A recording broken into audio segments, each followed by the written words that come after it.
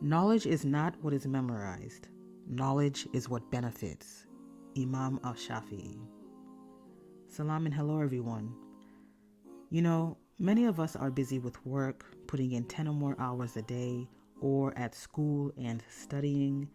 And then, for some of us, we have children or parents or other dependents to take care of.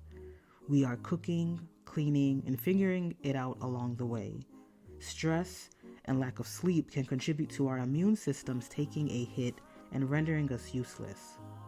We also didn't expect our kids to give us the class bug that every child seems to have. There have been some really bad colds and viruses going around this year, including respiratory syncytial virus, that has really made a lot of children ill this year. Our immune systems go through ebbs and flows. This is natural and can be expected. One of the things we can do is to try and remain healthy by eating a balanced diet, primarily of low glycemic fruits and green vegetables, but also exercising and doing this at least a few times a week. That being said, when we are in the thick of things, it is always good to have something on hand as a precaution, or even to push through for when we start to feel that little tingle in the back of our throats. One of the things I am grateful for is access to fresh produce, including fresh fruit, vegetables, and herbs.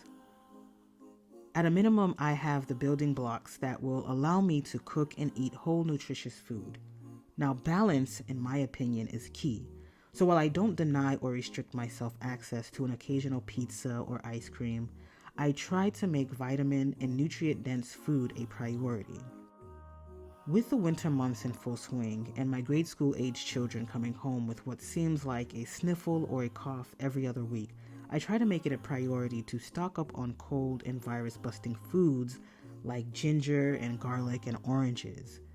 But outside of the oranges, I tend not to eat garlic or ginger raw. Now, you very well can eat these raw. However, I choose to either add the ginger to my tea or include the garlic or ginger in my soup or stir fry. Cooking ginger and garlic typically enhances the flavor of my food. However, the heat by way of cooking can reduce some of its effectiveness. One of my go-to concoctions that I try to have available throughout the year is fire cider vinegar. I have been drinking fire cider vinegar for several years now. It consists primarily of anti-inflammatory and antioxidant containing root vegetables that can help us mitigate colds and viruses. There are many reasons why I like this particular cold fighting drink, in addition to its ability to fight inflammation and oxidation, and that it contains ginger and vinegar. In many hadith on food, drink, and etiquette, it is mentioned that vinegar is a blessed condiment. Scientific studies have also shown that apple cider vinegar can lower post-meal blood sugar levels, and the acidity of the vinegar can aid in digestion, helping to break down food. But I must warn you or ask you to be cautious about apple cider vinegar, because if you are prone to having heartburn or GERD, it may cause you an upset stomach even more. This drink or concoction has several items we should dive into. Let's talk about onions first. The consumption of onions has been shown to reduce the risk of cancer, cataracts, DNA damage, vascular and heart disease per the Journal of Food and Technology. Garlic, which I mentioned earlier, is anti-inflammatory and fights oxidative stress. And then you have ginger, which is great for inflammation and helps treat nausea and motion sickness. Ginger was my go-to with all 4 of my pregnancies, mashallah, as I had first trimester nausea for 3 months straight. We also have horseradish. Now, horseradish traditionally has been used to treat respiratory tract and sinus infections, and if you've ever, gotten close or smelled horseradish, you had a sense of, a sharp scent that, essentially helped clear up your sinuses. And then you also have jalapeno, which adds a little bit of heat to the apple cider vinegar. And of course, this is a green vegetable and it's very good for you. And then you have cinnamon. Cinnamon is promoted as a dietary supplement for diabetes or for irritable bowel syndrome or for gastrointestinal problems. Rosemary is good for memory and circulation, as well as for fighting inflammation and free radicals. Most fire cider vinegars also call for thyme, which is great against microbes and can at times be used as a disinfectant, and it has properties beneficial for a cough. I also use a whole orange and lemon. Both contain vitamin C, which plays a role in controlling infection and wound healing. Vitamin C is an antioxidant that can neutralize harmful free radicals. It is also needed to make collagen, a fibrous protein and connective tissue that is needed for proper functioning of several systems, including the nervous system, the immune system, bone, cartilage, and blood systems. Now, I put about an inch of turmeric. Turmeric is promoted as a dietary supplement as well, but for a variety of conditions including arthritis, digestive disorders, respiratory infections, allergies, liver disease, and depression. One of the things we should do is add black peppercorn whole, because not only is it synergistic with turmeric, it is a piperin, a plant compound that displays numerous pharmacological effects such as anti-tumorous, anti-obesity. It is also cardioprotective and immunomodulatory.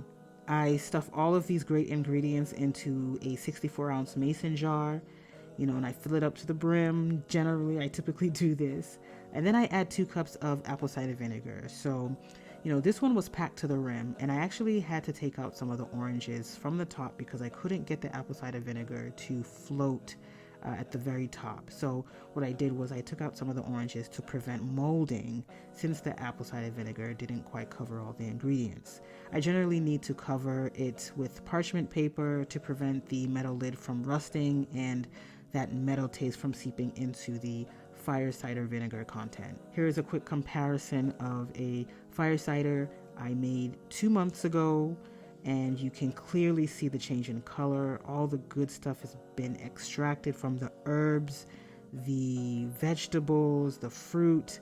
I generally give this a shake for the first couple of days and then make sure everything looks good, and then return every few days or weekly to make sure all still looks good, giving it a little bit of a shake.